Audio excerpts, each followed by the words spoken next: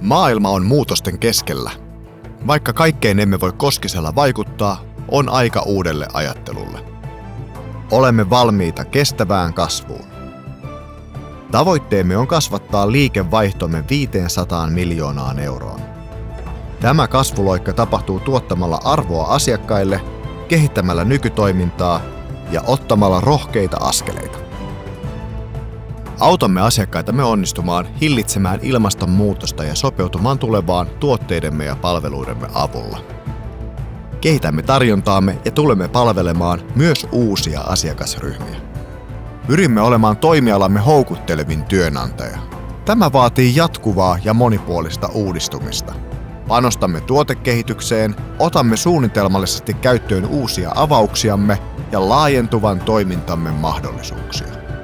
Koneet eivät käy ilman koko Koskisen yhteisön hyvinvoinnista ja elinvoimasta kirpoavia ponnisteluja. Suomalaiset metsät tarjoavat maailmalle arvokkaita aarteita. Vastaamme niihin kohdistuvaan kysyntään korkealaatuisilla tuotteillamme, jotka nappaavat kiinni vihreän siirtymän, kaupungistumisen sekä kaupan ja kuljetuksen kehityksen avaamista mahdollisuuksista. Otamme rohkeita askeleita kohti kestävää kasvua ja biokiertotaloutta. Investoimme toimintamme laajentamiseen. Tämä on strategiamme.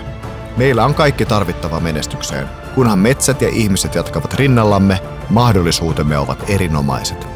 Näin Koskisen kulkee kohti uusiutuvia yhteiskuntia. Puuviisaasti.